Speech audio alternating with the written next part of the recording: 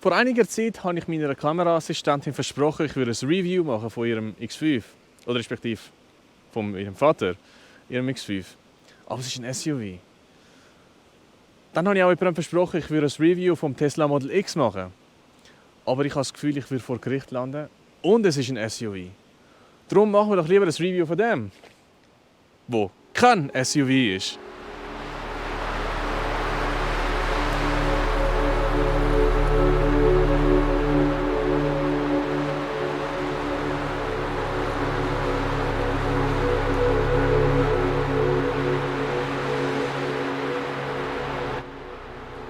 Das ist der Formentor. Das erste Modell von Cupra, das kein Seat-Äquivalent hat. Das ist ein Crossover. Das macht auch so Sinn. Das ist die Klasse, die am schnellsten am Wachsen ist. Und Cupra hat sich definitiv Mühe gegeben. Mit dem scharfkantigen und eckigen Design sieht er einiges wilder aus als Cousin aus dem VW-Konzern. Das sollte wahrscheinlich auch so sein, damit die junge Marke ein bisschen Aufmerksamkeit auf sich ziehen kann. Das Exemplar in Magnetic Black Metallic kommt mit zweifarbigen 19 Zöller, die Standard sind, und mit mächtigen Brembo-Bremsen, die nicht Standard sind. An den 4 schwarzen Auspuffrohr kann man erkennen, dass es sich da ums Topmodell handelt, wo mit dem allseits bekannten 2 Liter Vierzylinder kommt, wo in dieser Ausführung 310 PS und 400 Newtonmeter bringt. Und es ist wahrscheinlich das beste Auto dieser Welt. Um das zu erklären, wollte ich eine kleine Geschichte erzählen. Und zwar geht es um einen jungen Mann, der glaubt, er sei Autojournalist. Also fängt er an, bei Pressestellen anzufragen. Die meisten von ihnen schreiben nicht zurück. Ein paar wenige reagieren mit einem höflichen Danke, aber nein, danke. Und dann war noch die von Cupra. Die haben nicht nur ein Auto zur Verfügung gestellt, nein, die haben auch gedacht, das ist der beste Fahrer, den wir jemals gesehen haben. Und so ziemlich der beste Moderator auf YouTube. Also geben wir ihm unser Flaggschiff-Modell. Zumindest ist das, was ich in meinem Kopf gehört habe, was sie zugesagt haben.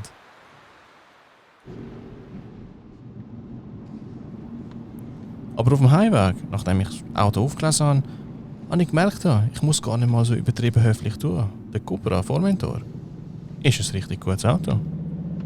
Auch wenn ich keine grossen Ansprüche an Luxus und Komfort habe, finde ich, sieht es da rein eigentlich recht frisch und modern aus. Fühlt sich auch ziemlich Premium an mit den kupferfarbenen Ziernähten und den kupferfarbenen Elementen im Innenraum, die gleich aussehen wie die Logos vorne und hinten.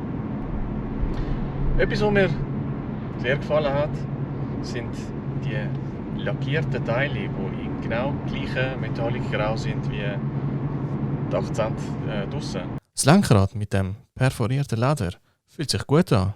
Es ist nicht zu dick, es ist beheizt und es hat sogar echte Knöpfe drauf. Ganz anders als Touchpads im neuen Golf. Die Stoffledersitze haben einen super Seitenhalt und sind bequem. Aber meine Kinder finden vor allem die Ausschnitte in den Kopfstützen schön. Der Formentor ist wahrscheinlich das erste Auto, das Fahrmodi für den Sitz hat. Du kannst den Sitz so verstellen, dass du die typische Fahrerposition hast. Du hockst weit oben, überblickst alles, auch wenn mittlerweile ja jeder in seinem SUV oder Crossover hockt. Du kannst aber den Sitz auch recht tief abstellen. Fast schon wie im Civic Type R. Das fühlt sich so ein bisschen komisch an, wenn du so tief und doch so hoch sitzt.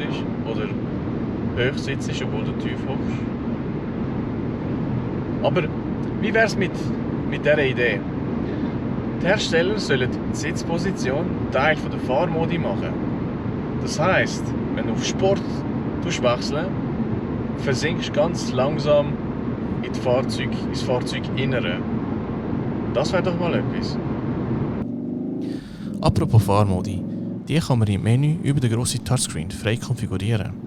Der Parameter, den ich am witzigsten gefunden habe, war der synthetisierte Motorensound, der über die Lautsprecher in den Innenraum gespielt wird und wie ein Mix aus AMG V8, Reihe 5 Zylinder und imperialem TIE Fighter tönt.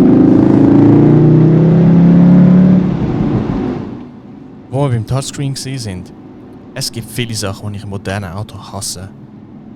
Wie zum Beispiel Stopp-Startautomatik. Aber viele Autos haben immerhin einen eigenen Knopf dafür. Nicht so im Formentor. Man muss sich dort durchs Menü klicken. Aber immerhin kann man das im Fahrmodus so konfigurieren, dass der immer abgestellt ist.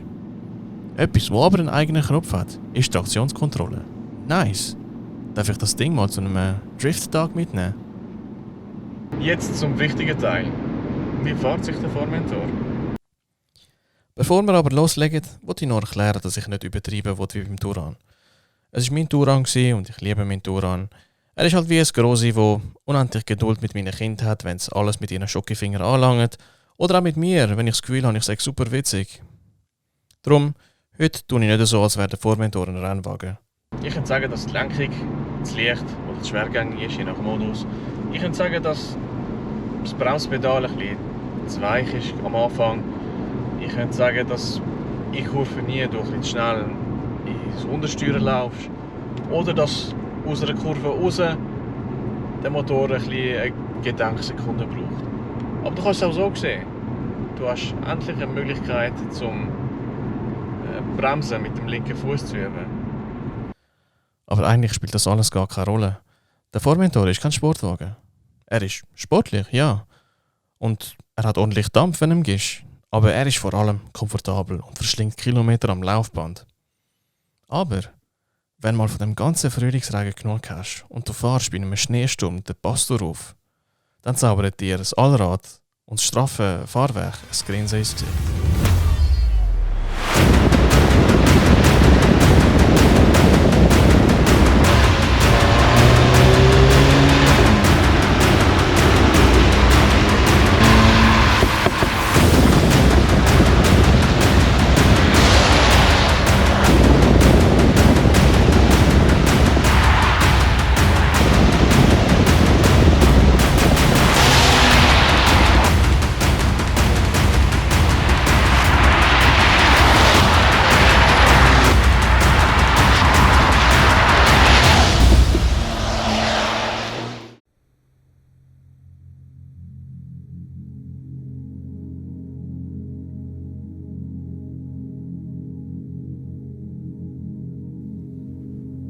In einer echten Situation würde ich mich wahrscheinlich für den Leon entscheiden. Einfach weil ich lieber ein bisschen tiefer sitze. Aber man kann das auch umkehren. Wenn dir der Leon eigentlich gefällt, aber du würdest lieber ein bisschen höher sitzen und der Markt sagt ja, die meisten Leute wollen das, dann hast du dein Auto da gefunden. Und falls du denkst, er ist nicht schnell genug, Cupra hat noch ein Ass im Ärmel.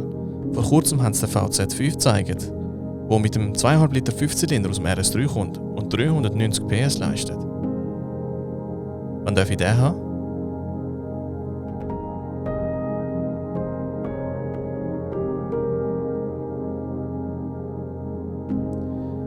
Ist der Formentor wirklich eigenständig genug? Oder ist es einfach nur ein Golf auf Stelzen? Was meint ihr? Schreibt doch einen Kommentar. Wenn euch das Video gefallen hat, tönt doch ein Like hinterher rühren.